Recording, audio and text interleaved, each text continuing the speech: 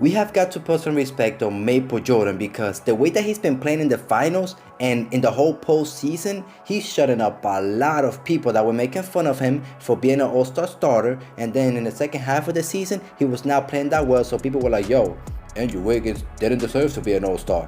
But bro, he deserved it, and he's showing as to why, because he's becoming a two-way beast right in front of our eyes. So let's get right into the video and break down why he's been so good as of late. So the first thing I want to mention is that something that you guys already know of is that Wiggins had amazing back-to-back games in the finals. But I just want to remind you guys, he had 43 points in total and 29 rebounds in total and shot 47% from the field in those games.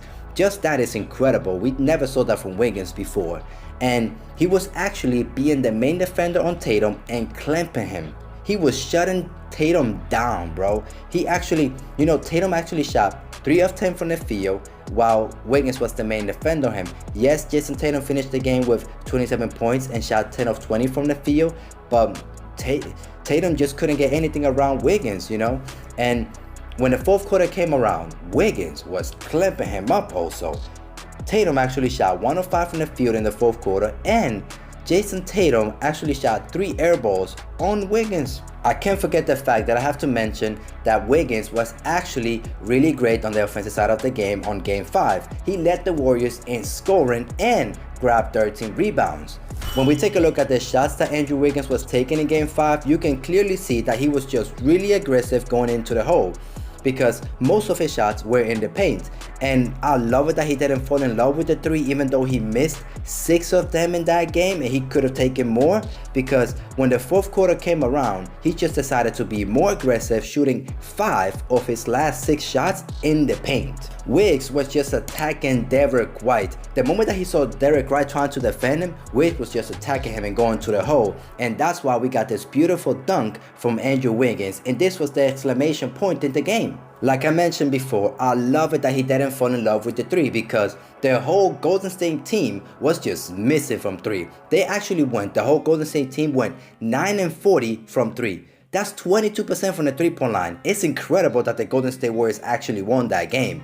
But it was because they actually won the battle in the paint, which was 50-36 for the Golden State Warriors. And thanks to who was that? To Andrew Wiggins, who was just being aggressive, taking shots in the mid-range and in the paint in that game.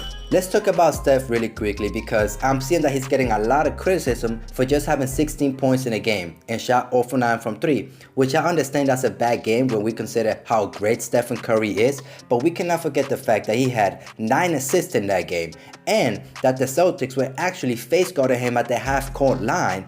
And when it came to the pick and roll, the Celtics were actually being more aggressive and not doing the drop coverage as much as they did between Game 1 and Game 4.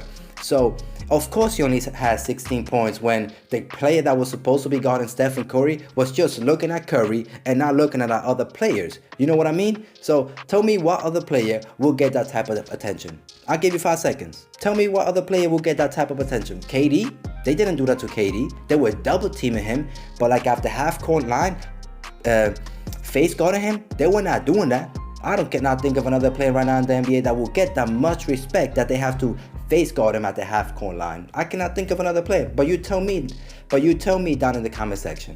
Before in the video, I mentioned that Andrew Wiggins' defense has been amazing on Jason Tatum, like especially in Game 5, but throughout the whole series, his defense has been amazing. His isolation defense on the Celtics has been amazing, like I said. His on-ball pressure and lateral quickness and shiftiness makes him incredibly difficult to beat off the dribble, and his wingspan makes it really difficult to get a shot off of him without getting contested. And that's why we're seeing Jason Tatum, Jaylen Brown, or Marcus Smart not being able to score so consistent from the field. Look at this real quick.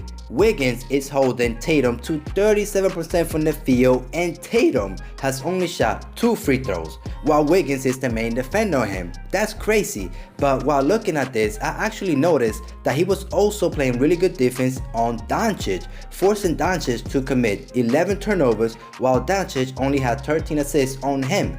That's impressive. Maple Jordan's defense has been so impactful for the Warriors.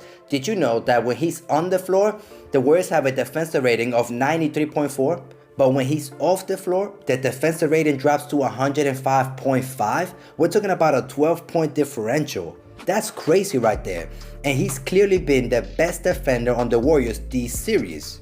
As a matter of fact, let's look at this. He has a defensive rating of 103, which will be the third best out of everyone that has played every game in the finals. He actually leads the NBA Finals in rebounds ahead of players like Draymond Green, Kevon Looney, Robert Williams III, who's known for rebounding.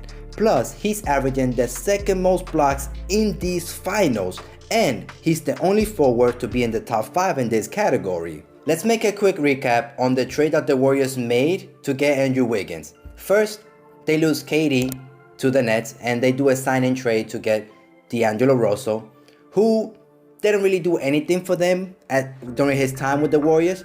So then the Warriors decided, yo, let's trade D'Lo to Minnesota and get Andrew Wiggins, who has been, at that time when he got traded, underachiever, and his contract was really poisonous, and no other team other than the Warriors decided to take on that.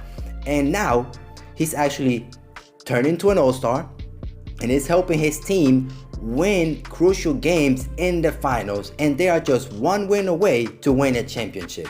So, yup, that's blasphemous, just like Stephen A. Smith says. And he actually has a good chance to win finals MVP. I understand that Curry is going to get it either way because the media is trying to give it to him, but the way that Wiggins has been playing deserves some credit, and I hope that he gets at least a vote or two, just that he got recognized for being one of the players that helped the Warriors win the championship, if the Warriors win the championship. I really believe they're going to win it, but if they do, Wiggins deserves some credit because the last 2 games in the finals, he's been a crucial part for the Warriors to win those games, which reminds me of a video that I made a while back about Andrew Wiggins as to why he was never a bust to begin with. I'm gonna put the video at the end of the video so that you guys can click on it and watch it if you want to. But let me know down in the comment section what you think of this video. Do you think the Warriors will win this series in 7 or 6? Let me know down in the comment section.